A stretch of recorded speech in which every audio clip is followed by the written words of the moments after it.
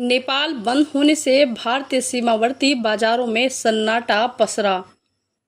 अंतर्राष्ट्रीय भारत नेपाल सीमावर्ती क्षेत्र बनबसा से है, जहां इन दिनों नेपाल में हुए बड़े जेन जेड आंदोलन के बाद नेपाल बंद होने से भारत की सीमावर्ती बाजारों में सन्नाटा बना हुआ है। यहां आपको बता दें, भारत के सीमावर्ती क्षेत्र जहां पर भारत नेपाल का एक अच्छा व्यापार चलता है, उन सीमावर्ती क्षेत्रों में इन दिनों नेपाल बंद हो जाने से बाजार में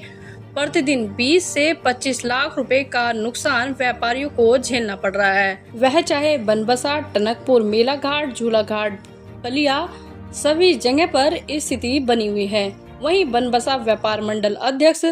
भारत पिस्ट का कहना है कि भारत की तरफ से किसी प्रकार का भी सीमा पर प्रतिबंध नहीं लगाया गया। भारत की तरफ से कस्टम खुले हुए हैं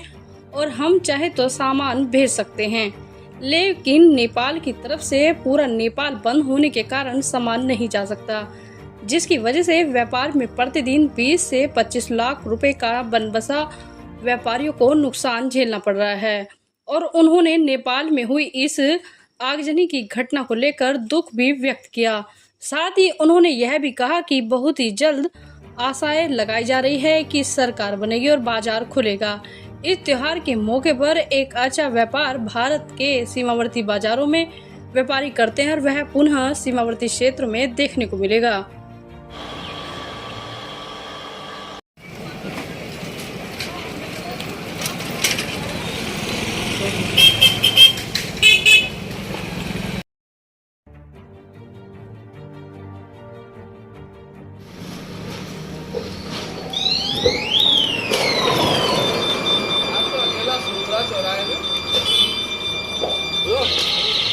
अकेला सुंदरा चौराहे में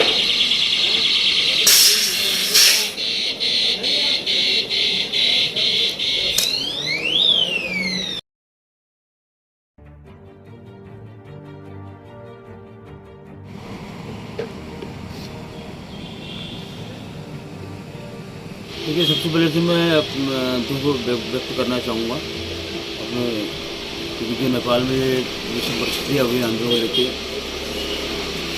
और सबसे बड़ी बात तो यह है कि हमारा जो नेपाल के साथ व्यवसायिक संबंध सन 1960 से जुड़ा हुआ है, यहाँ बॉर्डरों का, चाहे नेपाल का बनबसा का हो, चाहे टनकपुर का हो, धारचूला का हो, गौरीफंटा का हो, अन्य सब नाके हैं जो सालों से व्यापार यहाँ करते हुए आ रहे हैं हम लोग। और इस विषम परिस्थिति को देखते हुए, और जो वहाँ जो बाज़ार हमारा इस समय कारोबार जो होता था 20 से 30 लाख रुपए पर डे का कारोबार जो होता था, वो बिल्कुल शून्य हो गया है। व्यापारी जो है इस समय पे जो है इस पर विषम परिस्थिति से गुजर रहे हैं। और आने वाले समय में भी जो नेपाल का प्रमुख त्यौहार हुआ करता था, होता है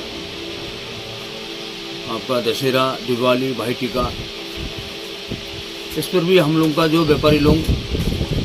का कारोबार कम से 40-50 लाख रुपए पर डे कारोबार होता था, जो आज की परिस्थिति देखते हुए बिल्कुल शून्य है। और मैं यही कहना चाहूँगा कि हमारी दोनों सरकारें मिलकर इस स्थिति को उबारने के लिए प्रयत्न करें और जल्द से जल्द जो है बॉर्डरों को खुलवाया जाए, जिससे जो दैनिक आवश्यक वाली चीज़ है वहाँ पहुँच सके, और जो वहाँ पे जो है रहने वाले हमारे नेपाल के देश के नागरिक हैं, उनको सुविधा मिल सके। देखिए, हमारी तरफ से तो, भारत की तरफ से तो कस्टम खुले हुए हैं, और नेपाल सरकार चाहे तो वहाँ आदेश पारित करके कस्टम को खोल सकते हैं। यहाँ से हम लोग माल ले जा सकते हैं, या ऐसा सुदूर पश्चिमांचल क्षेत्र में अभी ऐसी स्थितियाँ नहीं हो पाई है, जिससे हम लोगों की जो स्थितियाँ, जो परिस्थितियाँ जो बदल रही हैं, उसको अगर हम लोग आपस में सही तालमेल करके चलें तो ये 2-3 दिन में बॉर्डर खुल सकता है। क्योंकि अभी तो भारत की तरफ से तो सभी सुविधाएं पूर्ण रूप से यहाँ से दी जा रही है, लेकिन वहाँ का नेपाल सरकार के द्वारा जो है वहाँ रोक लगाया गया है, तो इसलिए यहाँ से तो कोई ऐसी कोई दिक्कत नहीं है। हमारा व्यापारी अगर वहाँ चाहे तो व्यापारी जा भी सकता है, अगर वहाँ की सरकार वहाँ को यहाँ जाने दे, और यहाँ के हमारे जो फोर्स वाले हैं अगर वो आवाजाही वहाँ करने दें व्यापारी वर्गों को, तो व्यापारी वहाँ पे जाके अपना कारोबार को भी जो निरंतर चल रहा है, उसको उस कारोबार को जो है अपना जो है निरंतर चलाने के लिए जो वहाँ के व्यापारियों से मिलेगा, उससे बातचीत करेगा। देखिए त्यौहार तो मेरे ख्याल से 20-22 दिन रह गए त्यौहारों के, हमारे जो प्रमुख त्यौहार होते हैं नेपाल में, उसके द्वारा हम तैयारी करते हैं। और बहुत जल्द मैं सोच रहा हूँ कि अंतिम सरकार वहाँ की बन जाएगी, 2-3 दिन में वहाँ से घोषणा हो जाएगी, क्योंकि 3-4 नामों पर विचार विमर्श करा गया है वहाँ पे।